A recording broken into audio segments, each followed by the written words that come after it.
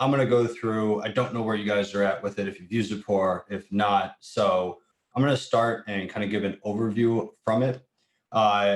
We've got the chat up. So if you have questions, this should be a pretty casual demo. So if you have questions, just throw them in the chat or, on Zoom too, happy to answer them. And then I can also talk about Mitre as well. Any questions you have for that working here. Yeah, happy to answer those too throughout.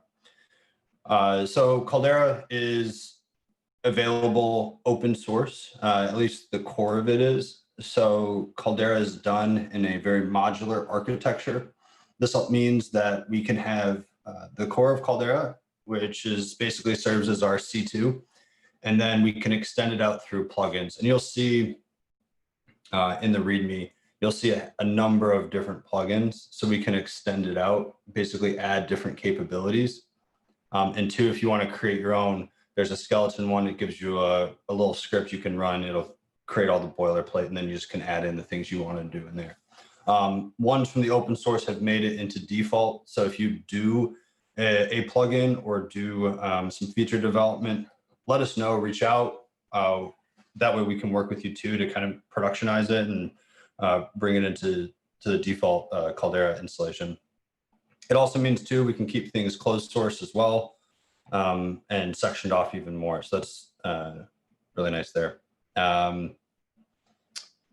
Installation, pretty basic requirements. You just need any flavor of Linux, Python 3.6, and then you can run it on any browser, really. We just certify it for Chrome. So for installation, just clone it down. It's a Python project, install the pip requirements, and then you can start it up. Definitely have Golang installed. So what Golang is going to do is it allows us to, when we start an agent, that we compile it. We compile it every time it's requested. This gives it a new hash every single time and makes it much more difficult to catch. You're running off of Windows. Yeah, it might be a little buggy, so good luck with that. Video tutorials here. So the server does. So all the compilation happens server side. So you just need it on the server. You don't need it on the agents. Also, is the little prez, is that Shannon? Shannon was an intern on Caldera too. Cool. There's video tutorials out too, and then there's also a bunch of documentation out there. It's all on Read the Docs. We also, for the majority of it, majority of Caldera development, we also tried to do in a offline environment. So all of this is that you see here on Read the Docs is also built and available for offline use too. I went ahead and I did the installation part. It's not long, but just to speed things up quickly here. So when you start Caldera, you're brought to this screen, and on the left side, you'll see the navigation pane. Up top is agents, adversaries, and operations, and then you see a bunch of plugins here too, and then some advanced configuration, and then kind of just administrative stuff. So on this demo, I'm mostly going to cover agents, adversaries, and operations. We can keep going into more features and stuff, and if we have time, I'll go through some other plugins. We won't be able to get to everything because there's a lot of different features in here. If you've already used Caldera, some of this may be a little basic, but I'll try and hit on some points too to keep it exciting. All right, so when we're talking about these three parts up here, agents, adversaries, and operations. Agents is what is going to run instructions. It's on the target machine, it's on the remote machine, it's launched, it's checking in with the Caldera server, and it's waiting on instructions on what to do next, right? Our adversaries is those instructions that we want to send over. The adversary is a collection of different abilities. Each ability is an instruction on something to do next. So we bundle all of those instructions together, combine them into an adversary, and then task the agent with completing that adversary. That happens in an operation. So we'll keep going through that part, but the agent is on the compromised host. You can also start it locally or somewhere in some gray infrastructure in between two. Basically, you can have it orchestrate things as well. So you could integrate with Metasploit and use that kind of an in-between infrastructure as well. Deploying an agent's pretty easy. There's this big orange button on the left. Here you can choose the agents. So we have a default agent here in Golang. So if we click that one and you click your platform, I'm doing it locally on my Mac, so it's going to be Darwin. And then here I have different instructions on how to launch it. So here's just going through the HTTP contact. And then here you can do it as like a random name, random as the background process. And here it is with a different C2 channel. So I'll talk about different C2 channels in a minute. But basic, click the orange button, pick your OS, pick the top one and launch it. So I put that into a terminal and already launched that agent. So here I see my agent that's checked in. It gives me a few pieces of information off the bat. I see the paw. That is identifying a unique agent, right? Because I can have multiple agents on a host. I can have multiple agents under a single user. They may be under different privilege levels. They may be sourced from different ways of persisting through the machine. So it tells me this is the unique identifier for it. This is the host. So you can see that's my Mitre laptop number. The contact, this is that C2 channel. So we support lots of different C2 channels. This is how we're going to communicate and coordinate actions between the agent and the C2. Here we're going to use HTTP, but we could use TCP, UDP, we could use we could use email drafts. There's tons of different, we could do a C2 through Twitch. We could do a C2 through Twitter. There's tons of different ways in which we could make contact with that agent. If I click here in that green box, I'm going to get even more details about this. So see the username, we see the privilege level. So user or admin or privilege. We see when it checked in. We can see and we can group our agents if we have tons of agents and we want to group them together, perform actions on a subset of them. We can do that too. The sleep is we want to check in at random intervals. As if we check in at the same time, like every 60 seconds, we're gonna start to see a pattern, and it's gonna be pretty obvious that there's some, that this activity is more malicious, right? So here is saying anywhere between 30 and 60 seconds. Our Watchdog Timer is saying if this agent hasn't had contact in so many seconds to shut itself down. That way we don't leave something behind accidentally. And so our watchdog set at 0 just means like keep it alive, but if we were to put it for any other time, it would stop it then. All right, get more information, architecture platform. Here's the PID of the process, the parent PID. So this is the process identifier and its parent, what launched it. And then you see the executable name and location. The executors here, so here we see that this has bash available to it. It could have other things available to it as well. An executor can be any way of running an instruction. So you could have Z shell in here too. You could have PowerShell, PowerShell core, lots of different types of executors, and an agent can have one or many. That's the way that it's going to know what kind of instructions it can interpret and execute. Peer-to-peer, we won't really get into, but there's the ability for our agents to have that peer-to-peer communication and coordinate that way. All right, cool. We went over agents. Are there any questions on agents so far?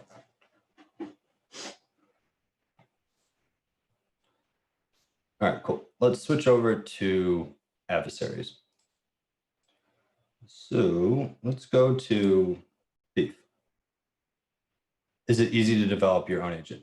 Yeah, it's pretty easy. We just have a few different instructions that you have to handle, and there's guides within the documentation on developing your own.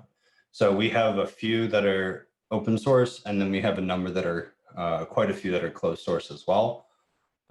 So it may take a little bit of reading the manual, but you can definitely create your own. Yeah, for sure. All right, cool. So I'm going to go over the thief adversary. It's granted, I know it's kind of a simple adversary, but it helps to talk about Caldera and the mechanics of it through a much more simplified adversary, and then from there we can build on and do something, much more fun and interesting. So this one, it's pretty straightforward. We're going to create a staging directory. We're going to look for files. We're going to store them or stage them, compress, and then exfil them out. So 5 steps, very simple. But here, let's take a look at a few interesting pieces on this. So when I see it in here, I see these keys, these locks, this trash can. So, what does all of this mean here? So let's take a look at find files. Everything's tied to attack because we're Mitre, so everything gets tied to attack. But that can make it useful for determining parts of the attack and what kind of steps and operations you want to run. So here we set up our command, and our command is only useful for a certain executor. So in this case, bash on a certain architecture. So we need to specify both of those. If we want to add a payload available to it, we can select it here. This too means that Caldera can pack payloads, it can obfuscate them. All the payloads are delivered from the C2 server to the agent. And in that way, you can avoid the agent from reaching out directly and making a call, which makes it a little bit easier. You see the command here. So here, what we're doing is looking for files that have some file extension. And just for this demo purpose, we're only looking for the top 5. So what you'll notice in here is this part looks a little different with the brackets. And so this is a variable. It's kind of like in programming, right? We need to provide it with some piece of information in order for it to run. So here, the file sensitive extension, we may be looking for all Excel files or all PowerPoints. That's the kind of information we want to pull off the system. So the thing that's a little different about Caldera, just writing a script, than other C2 frameworks and just writing scripts that Caldera can do is that dynamic nature of an operation. So in one step, it can pull out information and parse it, and then it can go and use that in the next step to go do something. So we could say, hey, go learn, say for the files when we move them. Here, it's going to find files with an extension, and the next step, it's going to move them. So we can make that be super dynamic. We can set a timeout. This is saying, if we're going to iterate over an Active Directory, probably going to take longer within a corporate network than, creating a file, right? We'd hope that would take like a second. So if it's taking longer than that, we know that the process is getting hung, it's being caught or something. So we just want to time out and let it go. We also have in here a cleanup command. Though, say we're creating a directory, we know and can kind of assume an artifact that's being made. A lot of times you're creating a lot more artifacts than you think. So in this cleanup command, you can specify what type of action you want to do at the end of the operation in order to clean up.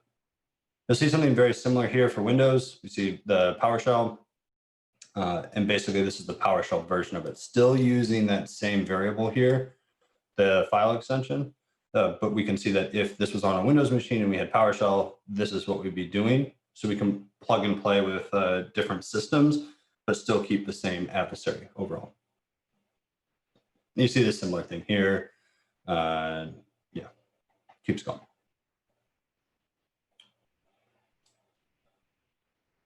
All right, sweet.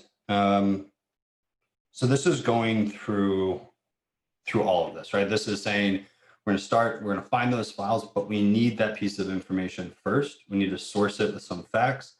We're going to find those files. We're going to parse it out and send it over to the next step, which is stage those files before compressing and exfilling them. You'll see too, in the open source, you'll see many more adversaries. I think this is a fun part to build on. So you can start with an adversary, add abilities, and then go into the YAML files and the server side and start to add your own. This is a really good place to start if you want to work with Caldera and kind of extend it out. Maybe you have some commands that you want to run. You can put them into an adversary and then be able to repeat and easily adapt them. All right, cool. So now we have our agent set and we have our adversary, the instructions we want to do. Here we're doing, again, I know it's a basic adversary, but we just want to get through what we're like how to see the mechanics of Caldera. So now we want to add an operation. Here, let's put this in here. All right, so here I can pick which group of agents. Now I only have one agent, so it's going to be that one. Here, the adversary, I can pick thief. So that's the one that we just went over. Sometimes we want to start with an action. Maybe we say, look, I want to direct the flow afterwards, but maybe I just want to start with a subset and run through a bunch of abilities. So here we could keep it open, or we say, look, this is all I want to do. As soon as this is done, close the operation. Then we can say, run immediately, pause. This kind of depend on like a evaluation, or if we're doing it as a team, make sure we're coordinated. Autonomous versus manual approval. You'll see that with the manual approval, this is just in the back end. We have a planner, and a planner is what makes decisions about what to run next. Now, with the thief adversary, you could see that we could just run it in order and it would work. Other ones wouldn't, and we would need to take a look and make sure that all of the facts that it requires are fulfilled, that the conditions are right for it, and then that we can make a planner to intelligently determine what we should do next. We could throw in a big bucket of abilities and say, just go through them with whatever you can, or we can code up something, a bit more intelligent and say, look, let's start with, I want to start with immediately and persist first. From there, I want to elevate privileges. From there, I want to go do something else. And you can say what that flow looks like. You can determine, different conditions. Say, hey, if I recognize some AV on the system, maybe I won't run something else. So you can code this in, and you can see how using this framework, you can make a very stealthy and intelligent operation. So, yep, we're just going to use the atomic planner here. And then this is the facts part. So this is where we have the basic facts. So basic facts, like we saw, we needed that file extension. So if I just put in, my file extensions, those are the things that it'll look for. Stealth here is on obfuscation. So here's where we can change how we send the message. Now we can, right now you'll see that it's, there's no end-to-end encryption on this right now. It's communicating out in the open. We can put a layer of SSL to encrypt that communication between the C2 and the agent. We can also, within that SSL encryption, also put in additional layers of obfuscation or stealth here. And you can see how we can, push this up too. So we could say here, start with plain text, then move it to base 64 encoding. What this can do too is say you're less interested in the red side, you're more interested in the blue side in detecting things. And you've got your queries, your analytics, and they're keyed off of this like plain text information. And then somebody just switches over to base 64. And now you realize like, hey, that whole query set was like totally useless. And maybe you should have been looking for something else. So that way you can kind of ratchet up things you want to do. One second. Sandcat agents seem to die out pretty fast. I'm running the agents on the same machine as the server, but I don't know if that would cause that issue. The no, that's what it came over. Stall out into oblivion. Well, that's not fun. So what I would recommend too, and I'll also send some information so you can like contact and we can help sort that out. I would try and like delete out your old agent, make sure you're not executing an old binary, and then try it again. But yeah, I can help you out with that as well. All right, cool. So schedule 2, if you want to run this operation like once a day, this would be more like a kind of a corporate like testing thing. So let's kick this off. All right. So immediately the planner has said, great, let's create a staging directory where we're going to put all this information into. And we'll see here that the planner has decided it and put it on the queue for the agent to pick up. Now, the agent has collected, it may move fast because some of these are like really quick actions, like creating a staging directory. But here you'll see, okay, the collected one. So the agent has collected it. We haven't heard back from it. It's going to go out and try and execute its command that it's been tasked with and come back and report to us on what it was either able to do or not do. So you'll see all this, the legend up top here. This is, it succeeded, failed. Timed out means that, like we talked about with those very specific timeouts, is, you know, was it able to complete this within the timeline? Discarded, if I wanted to like throw away one of these steps here, we could. And then untrusted is saying, you know, we tasked it, but we don't, it's been gone for too long and it's now starting to come back. You know, we're not sure if it's been altered or something. And then here, if it's been, you know, visible or not. Cool. So let's take a look in here. So now that I've found in here, I've given it this basic set of facts. So you'll see that P&G was one of the things I was looking for. And we'll see this output. Now, everything that's highlighted in yellow means that Caldera has parsed out this information. We, by default, will look for file paths, we'll look for IPs, domains, subnets, you know, and we can put in other parsers too. But we can pull out this information, and yellow means that it is now stored in a new fact that we can use later in the operation. You can do some really cool things with parsing. It's not just like a key value store. You can tie these together through triples and like a graph store. So essentially I could take 2 pieces of information, say I'm dumping credentials using Mimikatz or something. I've got the username and password. I want to use those 2 pieces of information together. You know, I don't want to just do all combinations of all usernames and all passwords. So I parse that out, store those together. And then when I want to go, you know, move laterally, I can use that information together.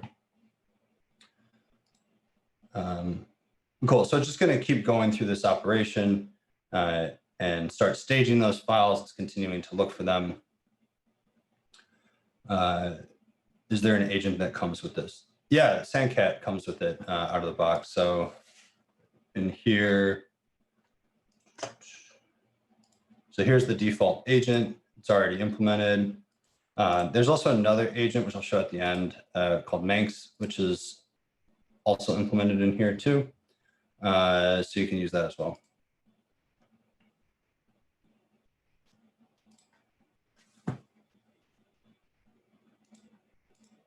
All right, let me go real quickly through the facts so you can see that. Okay, cool. So these are facts. So I can just provide it through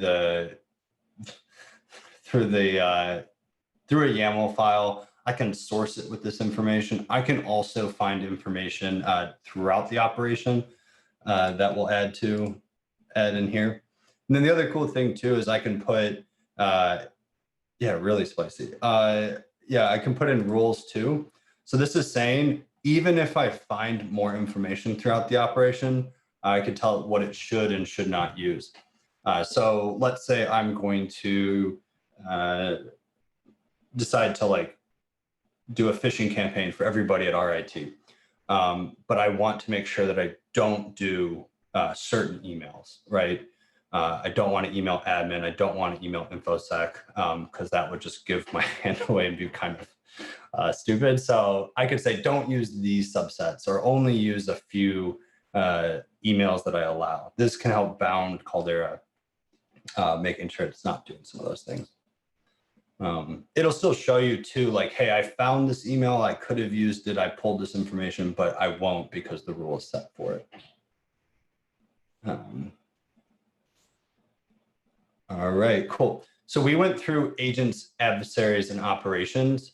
That's the basics of Caldera. So in order to use Caldera, clone it off GitHub, launch an agent. I recommend even just doing it locally just so you get the hang of it, and then run an adversary through an operation. So that's the quick way to just get started on it. I think the first way to contribute to is to work on different adversaries and work out techniques. That can be super helpful. I'll go through a few of these different plugins as well. So let's take a look at Thief here. So this will show you everything from the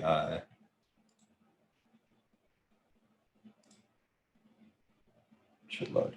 So our adversary is really basic, right? We're just doing a few things here, but we can see it, and I like zoomed in a lot so you can see the screen. Otherwise, this would show in just a single pane. But you can see the different highlights on the attack matrix of it. Yes, the matrix, the Mitre matrix. So this is super cool. If you haven't seen it before, it helps you identify different parts of cybersecurity, helps gives those definition, gives examples of each, gives adversaries who are using them. And then you've got sub techniques too. Now this is cool, but the other thing we can do with this is go the opposite direction. So if I want to click on a few of these, and as long as I give it a score, then I can download this and then generate an adversary from the matrix. So I can go the other way too.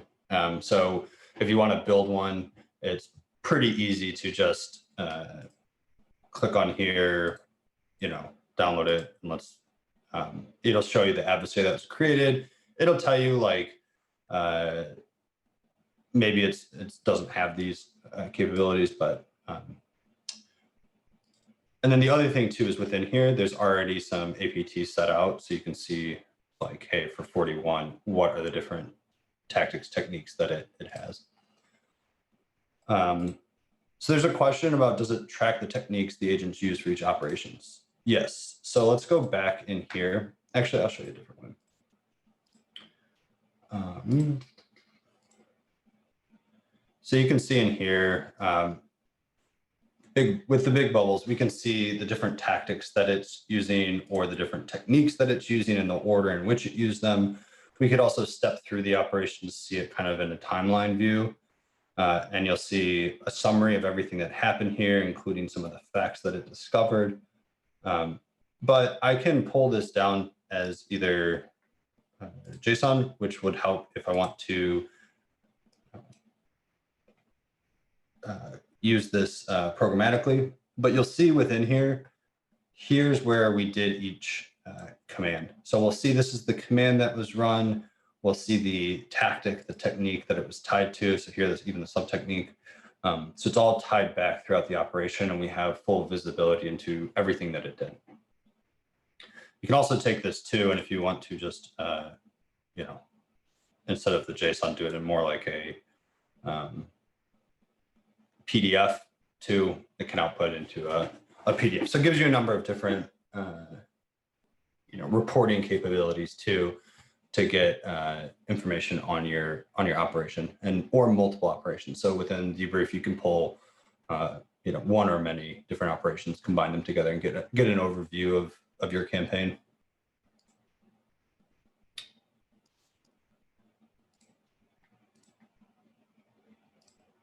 Again, so this is the documentation that was built locally. So in here, you'll see too, for that question earlier, how do you build agents? Here is information on step-by-step building it to get your own agent to work. It's just a few different interfaces that you have to implement, and then you should be up and running. And we have like different contexts, so you'll see here, but you can extend that out too. Definitely ways to extend to have many different types of contexts. So let's go back in here. And two, if you don't want to have to create like an operation for everything, you can just select a agent and then task it with a single ability too. So if you just wanted to kind of ad hoc choose things to tie to an agent, you can do it that way as well. Let's find, I'll show.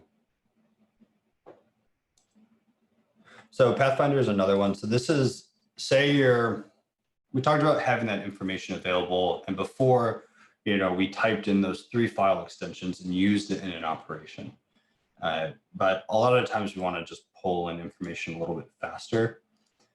Pathfinder starts with a network scan and then can pull in all that information. So using Nmap, if you wanted to add something for Nessus, you could do that too. But it pulls in all the information from your Nmap scan, pulls it into facts here. And so we can see all this information. And then we could use that within operation. Now, a little bit easier than that would probably just to view it here. This would be that same network scan, just pulled out into a little bit more visual view. So here we see the network scan. We see this host here, which whatever service is on that is seriously needs to be patched. That was kind of forced to show different CVEs, but now we can tie, our operation, and we could say, let's go from this node and try and laterally move over to the other one, and then we'll call that a success, right? So we want to see how we can move through the network there, pulling a network scan, trying to figure out all the information we can from it, and then really not taking the word for that the network scan said on what kind of criticalness, like level that this vulnerability is, but we can test it out and say, are we protected against this or not? All right, quick question about the agents. Is there a way to include the IP on that table of all the information? Also, get more info on that page. Yeah.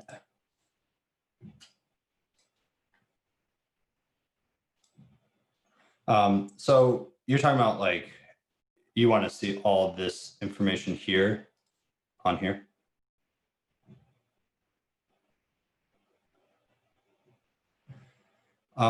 The IP is, so yeah, we could. Hard part is like you could have many IPs. So like if you had tons of different IPs, then how are we showing that? How are we tracking that? So there is a bit of a challenge with showing that, because while typically it may be one, that could just be on that, that's just on that interface, and you could have many interfaces and therefore tons of different IPs within there.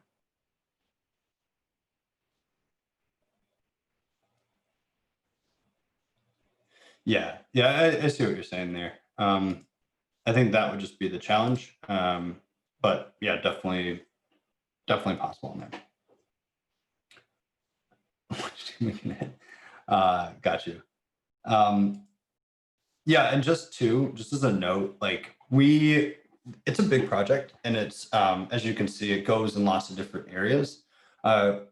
We also focus a lot internally on sponsor use case and trying to make sure things are working for them. So there's other use cases too, definitely, that we could be improvements. And so the nice part is, because it's open source, there are ways that, like, if there's a small change there, put in a PR for it, or just at least put a GitHub issue on it to track it as a feature request.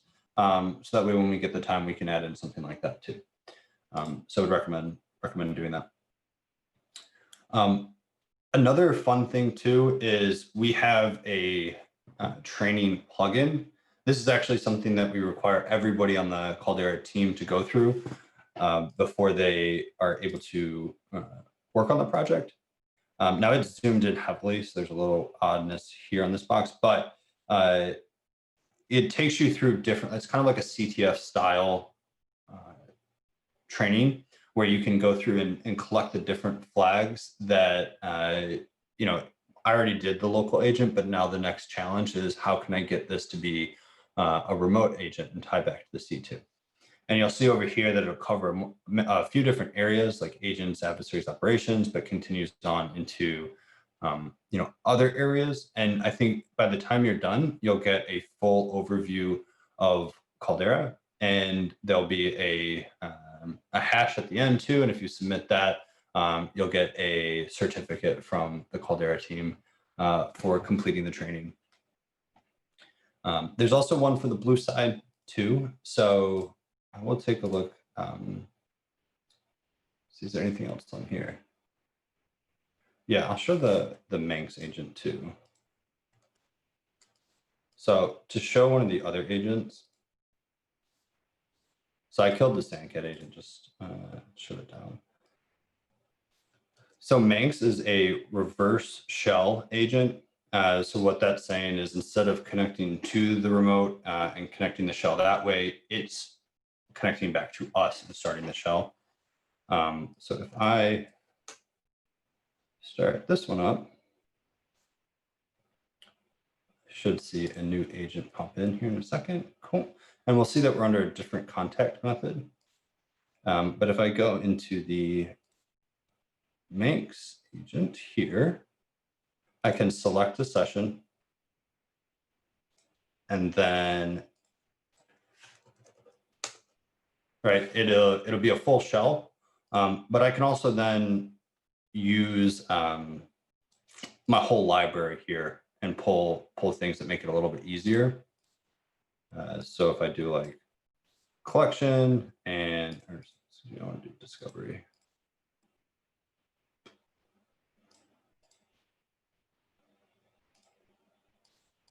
So you could pull from there, right? Now this is a simple one, but if I wanted to pull, you know, more commands, then you know, I could pull out information from there, and you can use essentially all these techniques, kind of like a library, like autocomplete almost.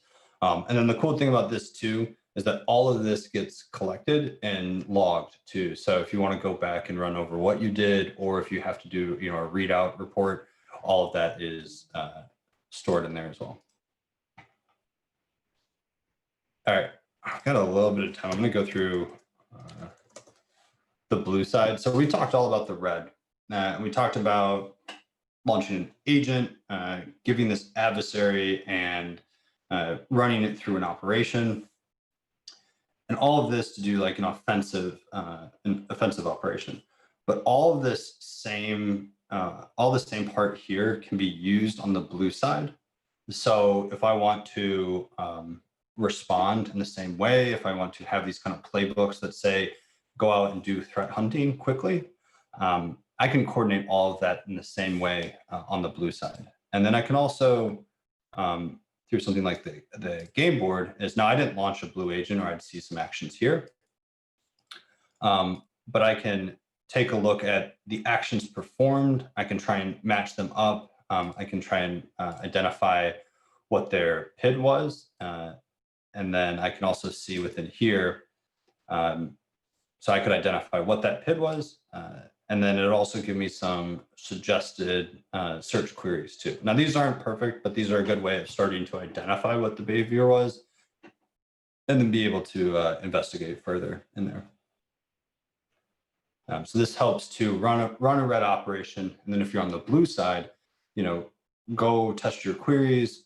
You can pull your queries straight into Caldera 2 through Elasticat. That'll help pull Elasticsearch queries.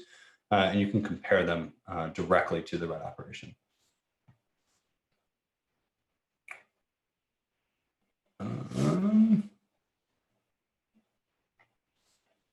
Cool.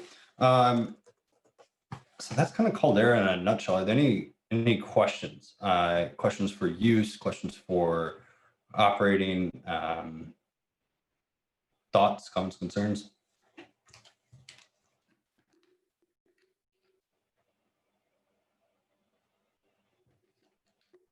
Well, feel free to put them in the chat. This is just one of the many projects I do at Caldera.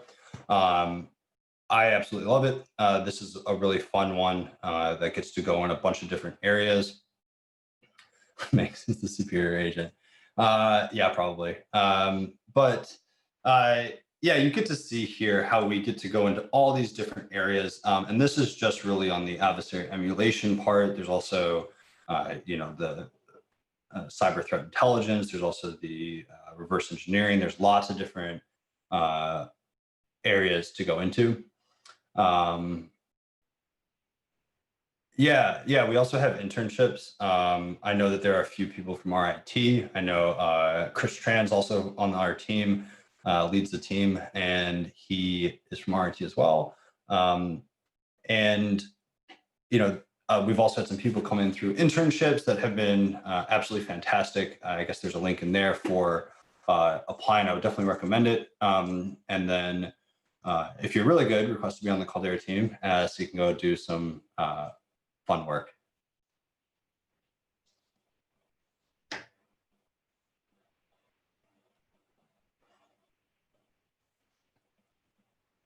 All right, cool. If there's no other questions, there's a few different ways to reach out.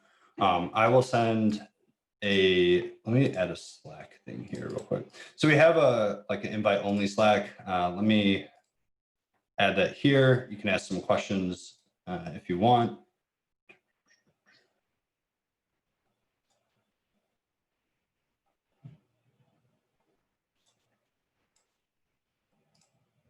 Let me get you an invite link for that. Where can you send questions? I'm going to post that. I can't post in there. 1 second. Let me give this to. All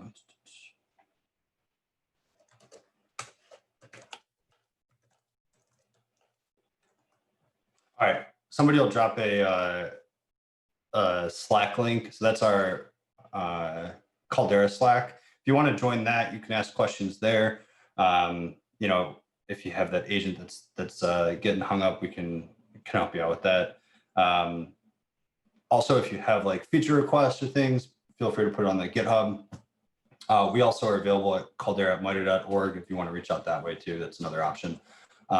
We don't handle resumes or anything, so please send that out through the link that was posted in Twitch. But if you have Caldera related questions or things like that, happy to answer those.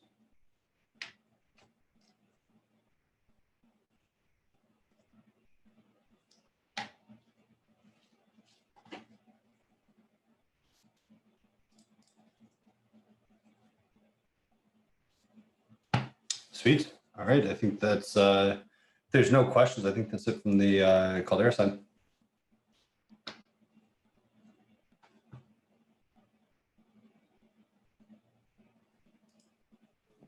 Thank you so much for coming in, guys. Let me stop the stream stuff. Oh, Caldera picked as a name. Oh, yeah, we can't.